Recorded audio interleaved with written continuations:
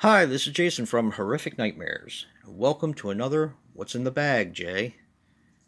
Now, this is the segment where I pick 6 movies from my collection that I haven't watched, write their names on a piece of paper, throw them in the bag, draw 2 out at random, and do 2 reviews. Now, last week, with the role of the Freddy vs. Jason die, they all returned. So let's see what we have. We have School of the Damned, which I think that's really cool. Really a cool cover. Boo, which has been getting some buzz from you guys. The Divine Fury. Dark Light. And making its debut this week is Apparition and Astral. Now I'm going to give the bag a good tussle, and we're going to see what we're going to watch this week.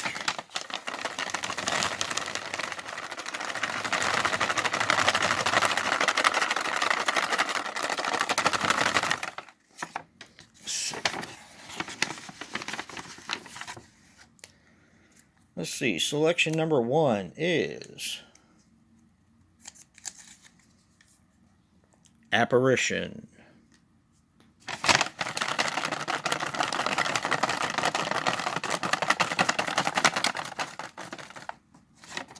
And selection number 2 is The Divine Fury. Now I'm going to set these movies aside while I sit all the rest of the films side by side, and take my trusty Freddy vs. Jason die. We're going to see what comes back next week.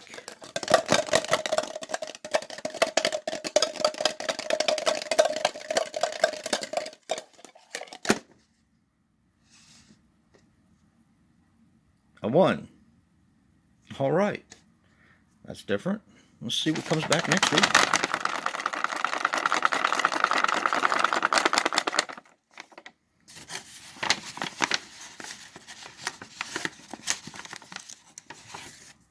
Let's see.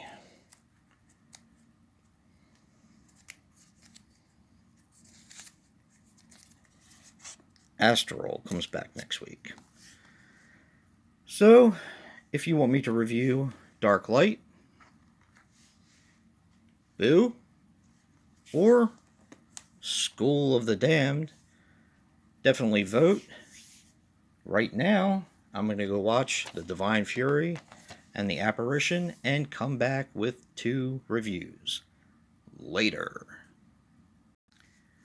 Well, I'm back.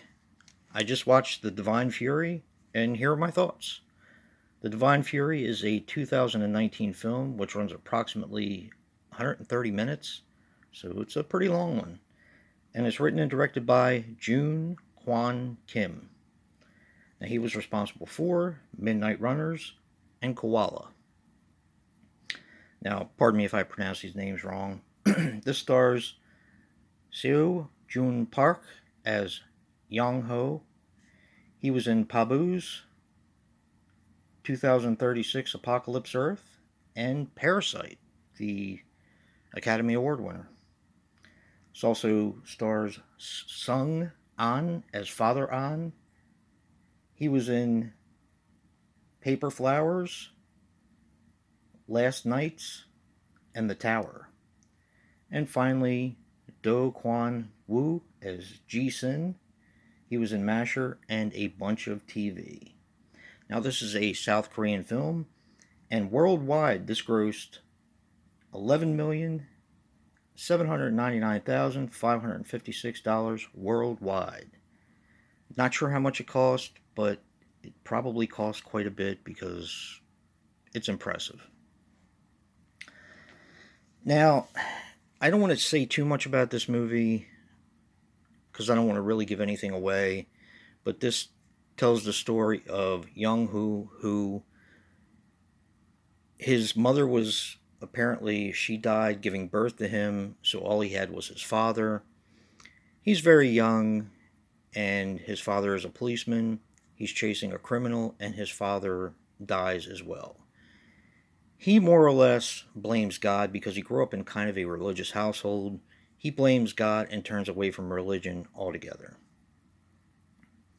So later on in his life, I believe it's like 20 years later, maybe, somewhere in that vicinity, he turns out to be a mixed martial arts champion of UFC.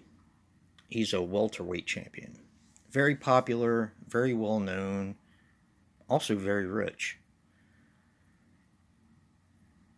He starts having this weird thing happen to his hand, which turns out to be I'm not going to say exactly what it is because I don't want to give anything away, like I said, but it ends up being a religious sign. A lot of people probably know what this is who have seen exorcism movies and stuff like that. And he goes in search of why it won't stop bleeding and what exactly it means. From there, he goes on a spiritual journey, kind of redemption, and I'm not going to go any further into that. This movie is really wild. I really enjoyed it, and it's extremely well done. Now, here's the thing. This mixes a lot of genres together. You basically have your horror, which is your exorcism film, mixed with martial arts, but it's not as much martial arts as I would have expected it to have been. But it was used extremely well. And then you have kind of a buddy cop movie, which doesn't involve cops. It's kind of hard to explain, but it's got a little bit of everything for everyone. And I think that's why a lot of people trash this film. I myself thought it was fantastic. The special effects were brilliant. Brilliant. The story is one that you don't normally see from a simple exorcism film, and I think it's what we need in the horror community. A movie that doesn't tell the same stale story. Breathes a little bit of life into a very, very tired subject. I mean, The Exorcist came out in 1974. We definitely need new life for that sort of subgenre. Now, do I recommend this? This movie is not going to be for everyone. If you don't like martial arts movies, you probably won't like this. This has a large portion of fantasy in it as well. You may not like that. The horror is there, but this has a bunch of subgenres kind of mashed together. And in my opinion, it's a really, really well done film that tells a really awesome story. It is a little bit long, but the pacing, in my opinion, is pretty good in this film. So I am going to recommend it. If you don't like any of the subgenres that I talked about, this may not be for you. And I'll be back in a few with the second review. Okay, I'm back with my second review, which is Apparition. Now, Apparition is a 2019 film, which runs approximately 84 minutes, and is directed by Wayman Boone. Now, he was responsible for Forever Love and Sunrise in Heaven. This stars Mena Suvari as Anna. She was in American Beauty, Loser, and the American Pie franchise. This also stars Kevin Pollak as Warden White. He was in End of Days, A Few Good Men, and The Usual Suspects. And finally, John Abrams as Officer Hale. He was in the remake of House of Wax.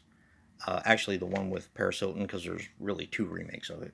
3 if you count Wax Mask. Clover, and Black-Hearted Killer. Now, Mena Suvari's body double and stunt double was also a paranormal investigator who arrived on set with a binder full of hauntings that took place where they were filming, which kind of came off as a castle, but it was used as a reform school. Now, I'm not going to give the whole story. I'm going to give kind of a general synopsis because this has a lot of little bits and pieces to this film. And I actually thought that the story was quite interesting. Now, this, of course, is based on a true story, which a lot of horror movies say that these days. and you're not really sure what to believe or what's true or what's not true. This had kind of an interesting story. I'm going to start at the reform school. There is a little bit that happens before that, but it's not really. I mean, it does have bearing on the film, but I don't want to give anything away. So you have a reform school where the warden, who's played by Kevin Pollak, and his guards actually abuse the male child prisoners. They end up killing one and killing one of the guards in order to cover it up. Now, meanwhile, the lady who's played by Mina Suvari that actually looks after the children, cooks for them, cleans around the school, has special ties to the reform school as well, which I kind of can't say what it is. They end up killing her as well. Fast forward to about 20 years later, and the kids of the original people who were bad at the reform school, the warden and the guards, now have kids who go back to this school in order to it's kind of complicated. One of the kids develops a kind of like a GPS that ghosts use. It sounds weird, but it makes sense in the film. So they go back to this reform school and they finally get answers to the questions that they had about their parents. That's kind of as far as I can go with it without giving away key plot points. Now, what did I think of this film? I actually really enjoyed it. It had a really interesting story. It wasn't just jump scare after jump scare, and there was a few things in the story that actually surprised me. Now, towards the end, it kind of turns into a supernatural slasher film, if you will, kind of, where people start getting picked off one by one. I'm not going to say any more than that, but I thought that the story of the hauntings, the story of the people who had a lot to do with the reform school, I thought that was very interesting. And then it kind of almost got dumbed down when the slashing started. It's not really slashing, but that's the best way I can explain it. Because people get stalked and start getting picked off one by one. I think I would have liked it more if they would have stuck with the story and maybe made it less of a full-blown horror and more of a thriller, which I never thought I would actually say. But I found the story to be so compelling that I wanted to see more. And like I said, it turned from a great story with really good actors that, as I said, were telling a great story into a kind of a supernatural slasher. I'll never turn down a slasher. I'll always watch it, and I'll probably always like it as I did with this one. But believe it or not, I could have done without the slasher element of the story. I wanted more. I wanted more of the original story. So take that for what it's worth. I know only one got picked this week, but definitely vote for the ones that didn't make it if you're interested. And if you like what you see in here, hit that like button and subscribe. And until next time, peace.